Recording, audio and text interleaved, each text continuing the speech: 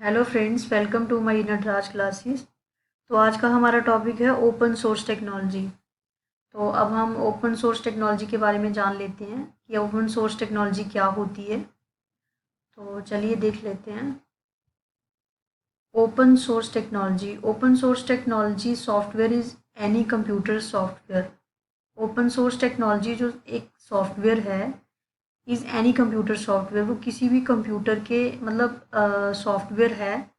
कोई भी कंप्यूटर का सॉफ्टवेयर है जो क्या करता है, that's distributed with its source, जो डिस्ट्रीब्यूट करता है अपने सोर्स को, और उसके सोर्स कोड जो होते हैं ना वो अवेलेबल होते हैं फॉर मॉडिफिकेशन। सोर्स कोड ठीक है, is available freely to use. ठीक है, अब इसका मतलब ये है इन शॉर्ट कि जो ओपन सोर्स सॉफ्टवेयर होते हैं वो सबके लिए अवेलेबल होते हैं, क्योंकि उनका सोर्स कोड जो है वो अवेलेबल होता है मॉडिफिकेशन के लिए। ठीक है, जैसे अगर आप कोई सॉफ्टवेयर ख़रीदते हैं सपोज़, तो उसका जो सोर्स कोड होता है वो अवेलेबल नहीं होता, क्योंकि वो किसी कंपनी ने किसी ग्रुप ने बनाया होता है। तो उनकी जो मॉडिफिकेशन होती है, उनका जो भी रहता है वो अपने हिसाब से करके देते हैं। लेकिन कुछ ओपन सोर्स सॉफ्टवेयर ऐसे होते हैं जिनको आप अपने हिसाब से यूज़ कर सकते हो, मॉडिफाई कर सकते हो, रीडिस्ट्रीब्यूट कर सकते हो। ठीक है, तो उनको हम क्या कहेंगे, ओपन सोर्स टेक्नोलॉजी। ठीक है,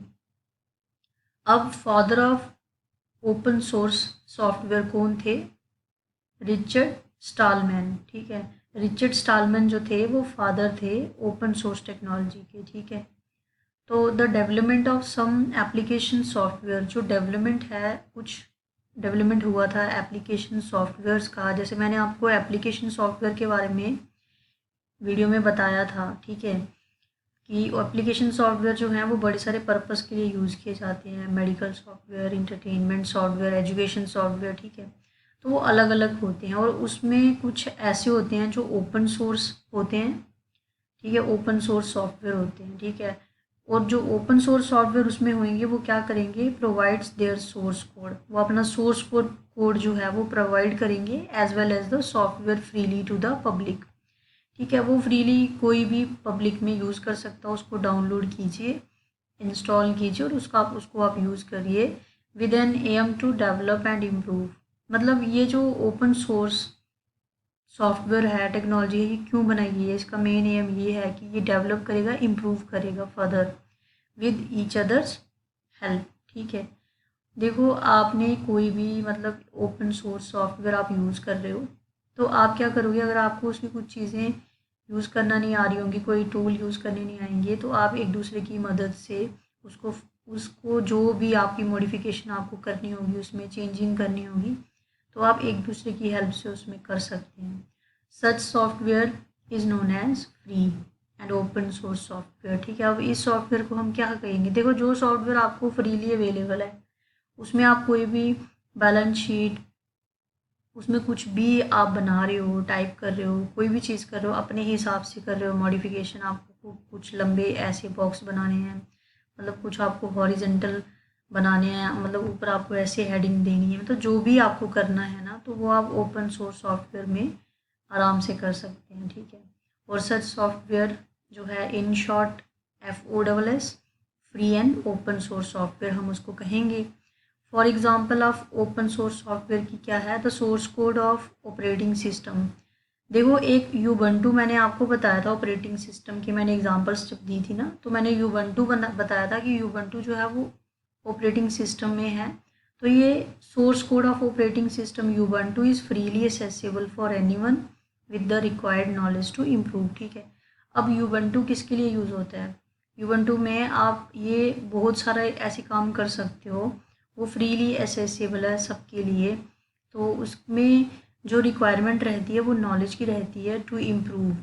ठीक है, इम्प्रूव करने के लिए। ठीक है, तो और ऐड न्यू फंक्शनैलिटी, आप उसमें आपको जो भी नया फंक्शन ऐड करना आप आराम से कर सकते हो। ठीक है, यूबंटू में आप इसको नेट पे सर्च करके भी, अगर आपको ज़्यादा इसके बारे में जानने का होगा तो आप उसको देख सकते हो, बट नॉलेज के लिए इतना सफिशेंट है कि ओपन सोर्स सॉफ्टवेयर में यूबंटू जो है वो आता है। ठीक है, अब ओपन सोर्स सॉफ्टवेयर इंक्लूड करता है पैथॉन।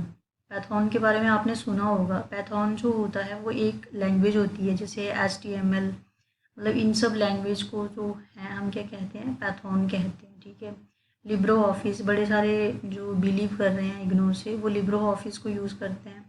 तो लिब्रो ऑफिस में क्या रहता है, हम रिकॉर्ड्स रखते हैं लाइब्रेरीज़ का सिस्टमेटिकली अपने हिसाब से, बॉक्सेस वगैरह बना के, हॉरिजेंटल वर्टिकल, मतलब जिस हिसाब से बनाने, तो हम लिब्रो ऑफिस में उसको यूज़ कर सकते हैं, उसको अपने हिसाब से मॉडिफाई भी कर सकते हैं, ठीक है।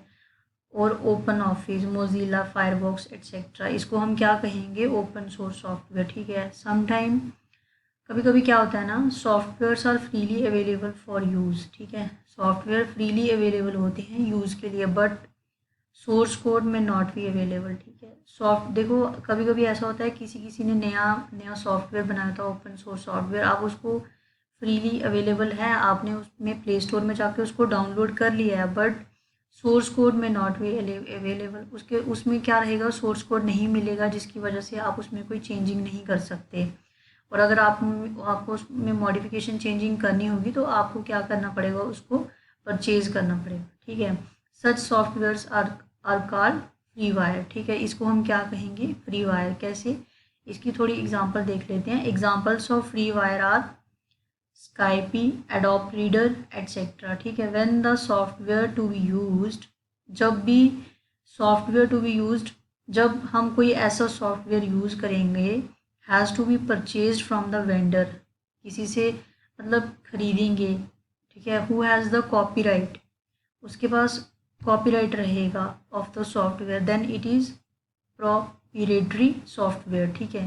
तो देखो, जब भी आप किसी ग्रुप ने, किसी मतलब कंपनी ने जब उसको बनाया है, ठीक है, वो किसी को कॉपीराइट का सीन नहीं दे रहा। जैसे कोई होते हैं ना, हम कोई सॉफ्टवेयर यूज़ करके अपने हिसाब से मॉडिफिकेशन करके अगले बंदे को रीडिस्ट्रीब्यूट करते हैं, तो वो हमारा हो जाता है कि हमने बनाया है, ठीक है।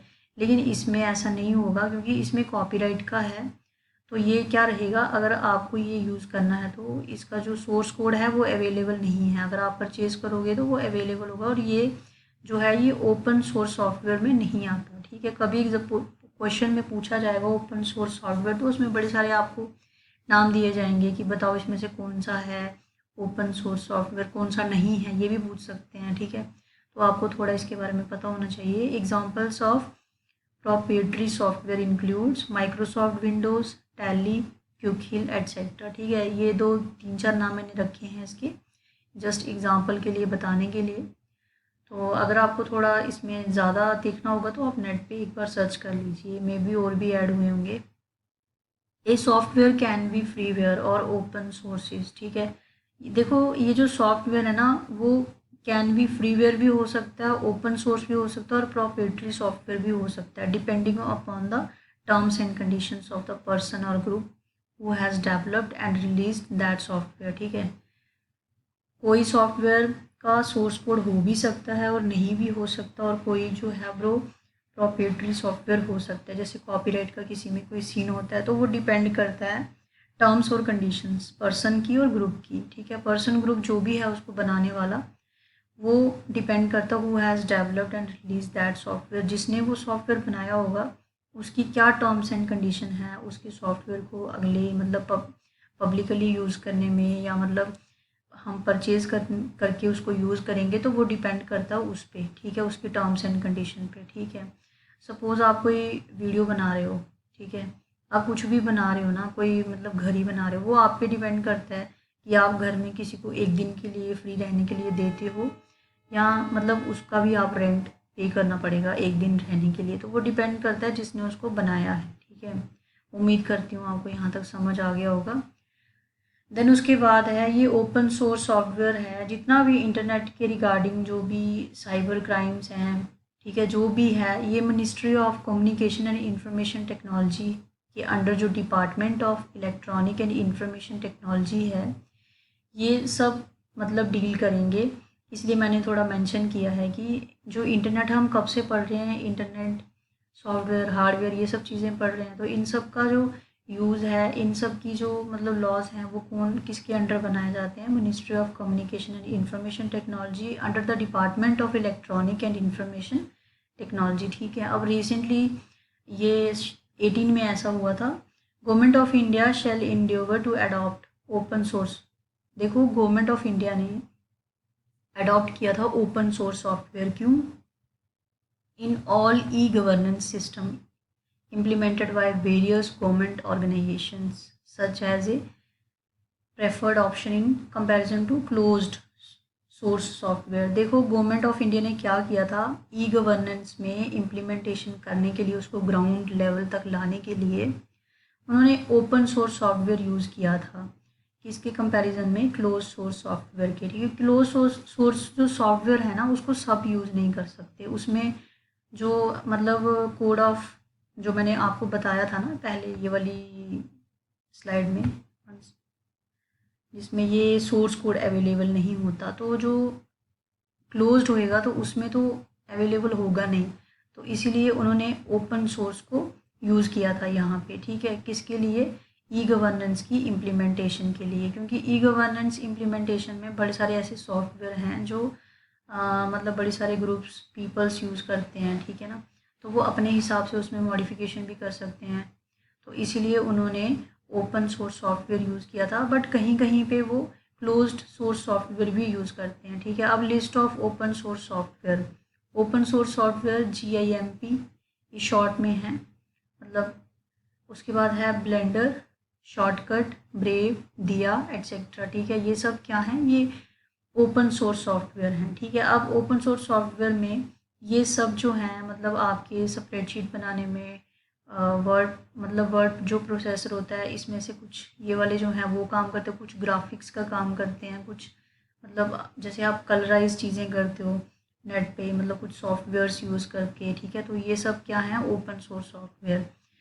दी ओपन सोर्स, जो ओपन सोर्स इनिशिएटिव था ना, वो मतलब कब फॉर्म्ड हुआ था? Was formed in February 1998 by Eric Raymond and Bruce Perens. ठीक है, इन दोनों ने मिलके इस आइडिया को इनिशिएट किया था फरवरी 1998 में। ठीक है, तो उम्मीद करती हूँ आपको ओपन सोर्स सॉफ्टवेयर समझ आया होगा। बस इतना डिफरेंस रखना है कि जो ओपन सोर्स सॉफ्टवेयर है उसमें क्या रहेगा को कि वो फ्रीली अवेलेबल होगा। ठीक है, मॉडिफिकेशन वगैरह सब अवेलेबल होगी, उसको आप मॉडिफाई करोगे, रीडिस्ट्रीब्यूट करोगे। ठीक है, तो वो उसमें पैथॉन, लिब्रो ऑफिस, जो भी आप कभी अपने नेट पे मतलब कोई भी एप्लीकेशन जो ओपन सोर्स टेक्नोलॉजी के अंडर आएगी उसको डाउनलोड करके उसको प्रैक्टिकली करके आप देख लीजिए, तो आपको मतलब क्लियरली समझ आएगा। बाकी ये जो हमारा टॉपिक है ये कंप्लीट हो चुका है। Thank you.